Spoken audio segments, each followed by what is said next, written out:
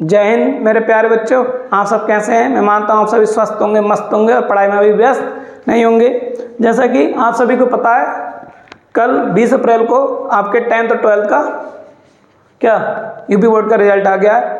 और अब की बार यूपी बोर्ड का रिजल्ट सबसे जल्दी आया है, मतलब सबसे कम टाइम में, एग्जाम के बाद सबसे कम टाइम में रिजल्ट दिया गया है। ये इन्होंने मतलब कीर्तिमान रचा है यूपी बोर्ड वालों ने। पहले बहुत लेट 2-2 महीने 3-3 महीने बाद आते थे रिजल्ट, लेकिन अब इन्होंने बहुत अच्छे से सब कुछ कॉपियों का मूल्यांकन करके और फटाफट जल्दी से दे दिया है। तो आज आपके समक्ष जुड़ने का यही मोटिव है, सब लोगों को यही समझाने के लिए जुड़े हैं कि जब रिजल्ट आता है ना, तो कुछ बच्चों के रिजल्ट में जो उन्होंने सोच रखा होता है उसमें बहुत ऊपर नीचे हो जाता है। उन्होंने सोचा कुछ होता है लेकिन हो कुछ जाता है।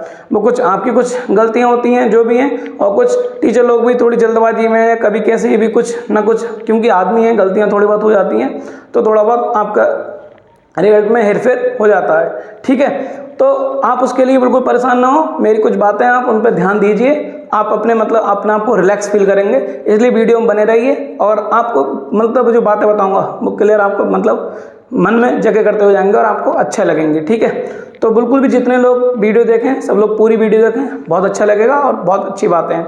ठीक है, मेरी तरफ से आप सभी के रिजल्ट के लिए पहले सब आप सभी को, जितने भी मेरे यूपी बोर्ड के बच्चे हैं, क्योंकि मेरा सबसे ज़्यादा लगाव यूपी बोर्ड वाले बच्चों से ही है। ठीक है, तो उन सभी के लिए कहने का उद्देश्य यही है कि सबको मेरी तरफ से रिजल्ट की बहुत बहुत हार्दिक बधाई हो। मतलब अपने दिल की तरफ से मैं आपको बहुत बहुत धन्यवाद देना चाहता हूँ कि आप 10th और 12th में सब लोग में पास हो गए, और पास होने के बाद आप अपने मतलब जो भी आपने टारगेट बना रखे होंगे उनके लिए आप लग जाओगे। ठीक है, तो मेरे कुछ पॉइंट हैं, आप उनको ध्यान से बिल्कुल कर लीजिए। पहली बात, सबसे पहली बात मेरी ये है कि आपके नंबर कम आए या ज़्यादा आए, आप सबसे पहले ये खुशी मनाइए कि आप पास हो गए। ठीक है, क्योंकि जो आसपास वाले लोग होते हैं, अगर आप खुशी नहीं मनाएंगे तो आप सोचेंगे कि ये झूठ बोल रहे हैं और इनके नंबर बहुत ही मतलब ख़राब फेल हो गए हैं और ये बताना नहीं चाह रहे हैं। ठीक है, तो आपके नंबर कम आए या ज़्यादा आए, आप उसकी खुशी मनाइए। ठीक है, क्योंकि नंबर कम आना और ज़्यादा आना तो अलग बात है, लेकिन एक पास होने की खुशी अलग ही होती है कि हमने एक क्लास मतलब जो हमारा 12th का था हो गया, अब आगे का कुछ देखेंगे। ठीक है, दूसरा पॉइंट हमारा ये है, यदि आपके नंबर बहुत अच्छे आए, बहुत अच्छे मतलब आप जैसे आपने टॉप किया है, जिले में टॉप किया है या यूपी में टॉप किया है, तो आप ना उस टॉप जो अपने टॉप होने को, उस चीज़ को आप अपने ऊपर हावी ना होने दें।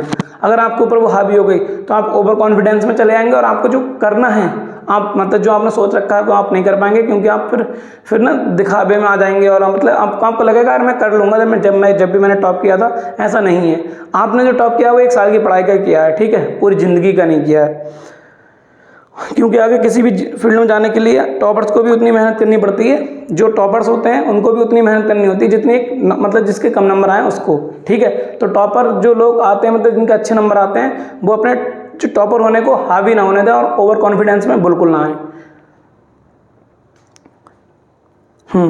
तीसरा पॉइंट है, यदि आपके नंबर कम आए हैं तो बिल्कुल भी निराश ना हो।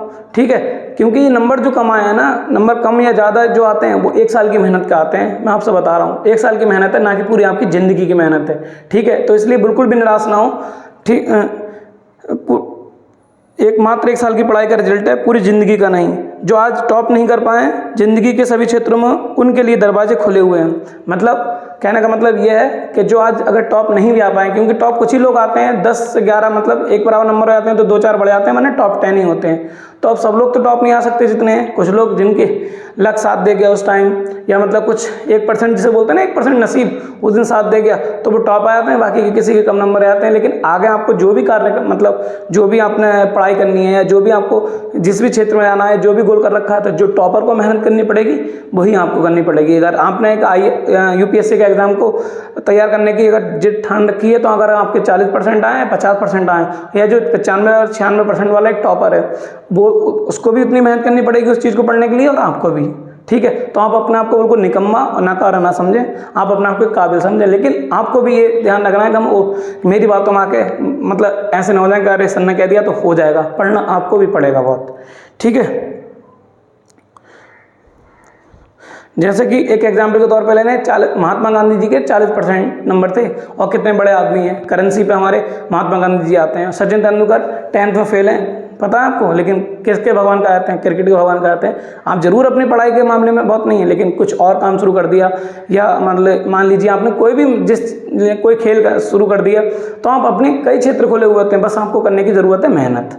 ठीक है, अगला पॉइंट है टॉप करने या ना करने की बात बस कुछ दिन ही लोग सुनते हैं। मतलब जो लोग हैं आपसे पूछने के कि आपके 12th में कितने नंबर आए, तो वो बहुत से बहुत आपसे 10 दिन, जब रिजल्ट आएगा उसके 10 दिन तक पूछेंगे, 15 दिन तक पूछेंगे, या 1 महीने तक पूछेंगे। उसके बाद आपको भूल जाएंगे कि आप टॉप करा था या कुछ भी करा था। ये नहीं कि आपको गुणगान चलता रहेगा भाई आपको टॉप करने के बाद आपको बस पढ़ाई अपनी उसने करनी है।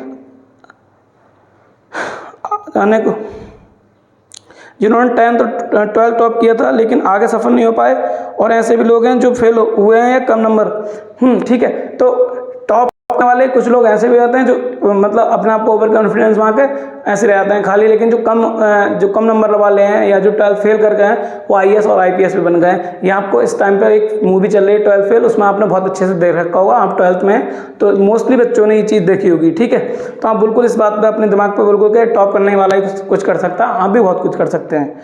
ठीक है, जिंदगी का निर्धारण मूल्यांकन रिजल्ट से नहीं होता। मतलब जो हमारी ज़िंदगी है उसका मूल्यांकन मतलब उसका एनालिसिस या मतलब उसकी जांच पड़ताल जो है केवल रिजल्ट से नहीं होती है। ठीक है, उससे क्या होती है, उसकी होती है एक संयम से होती है। आपके अंदर कितना संयम है, कितना धैर्य है, कितना आत्मविश्वास है, कितना मतलब आपने कितना सकारात्मक सोच है आपकी। ठीक है, अगर ये चीज़ आपके अंदर है तो आपका ज़िंदगी का मूल्यांकन हो जाएगा। हाँ, आप एक अच्छे व्यक्तित्व वाले आदमी और अच्छे लेवल पे पहुंचने वाले आदमी हैं, अगर ये चीज़ आपके हैं। क्योंकि UPSC के एग्जाम में धैर्य और संयम सबसे ज़्यादा होता है, और सबसे बढ़िया पॉजिटिव सोच के हाँ मैं कर सकता हूँ, आई कैन डू इट। ठीक है,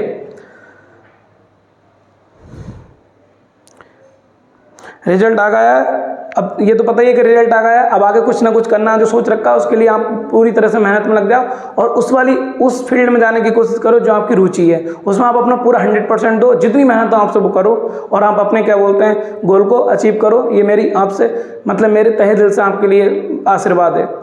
ठीक है, एक बार फिर उसी मेहनत, जैसे आपने 12th में मेहनत करी थी पूरी मन से कि हाँ भाई हमें इतने नंबर लाने, उसी मेहनत से और उसी दृढ़ संकल्प से अपनी आगे की पढ़ाई में, अपने आगे के गोल अचीव करने में पूरी तरह से लग जाओ। अगर आप लगे रहेंगे तो मेरा वादा है आपसे, वादा नहीं दावा बोल रहा हूँ, कि आप जरूर कामयाब होंगे। ठीक है, और एक पॉइंट सबसे ज़्यादा ज़रूरी ये है कि आपके जो दोस्त हैं, चाहे उनके नंबर आपसे ज़्यादा आए हों या आपसे कम आए हों, उनके साथ हमेशा खड़े रहें। उनको कभी नर्वस फील ना होने दें। अगर आपके नंबर कम आए तो वो आपको ना होने दें, मतलब उनके साथ रहें। ठीक है, उनसे दुश्मनी नहीं लगे, मुझसे ज़्यादा नंबर आ गए, आप उनके दोस्त पहले जैसे थे वैसे ही रहें। क्योंकि मैंने अक्सर देखा 12th के रिजल्ट के बाद या 10th के रिजल्ट के बाद दुश्मनी होने लगती है बच्चों में। ऐसा नहीं होना चाहिए। नंबर अच्छे आए, उसके नंबर अच्छे आ गए, चलो सही बात है, दोस्त तो तुम्हारा ही था। ठीक है, कुछ बराबर पढ़ते हैं, देखा होगा सब साथ साथ बराबर पढ़ते हैं। कभी कभी ऐसा होता है एक दोस्त अच्छा होता है पढ़ने में, उसके नंबर कम रह जाते हैं, और थोड़ा वो उससे बिलो होता है तो उसके नंबर ज़्यादा आते हैं, कभी कभी बहुत ज़्यादा आ जाते हैं। तो एक दूसरे में ना मनमुटाव सा दिमाग में बढ़ जाता है। तो आप उसको बिल्कुल ना सोचें, आप बिल्कुल सपोर्ट में रहें। क्योंकि अगर अच्छा व्यक्तित्व वाला अगर वो आपका दोस्त है तो आपके साथ कभी आपको मतलब अकेला नहीं छोड़ेगा, और आप उसके साथ जब लगे रहेंगे तो आपका भी मतलब अच्छे से सब कुछ ध्यान रखेंगे और आप भी उनका ध्यान रखेंगे। बस आज के लिए यही बात थी।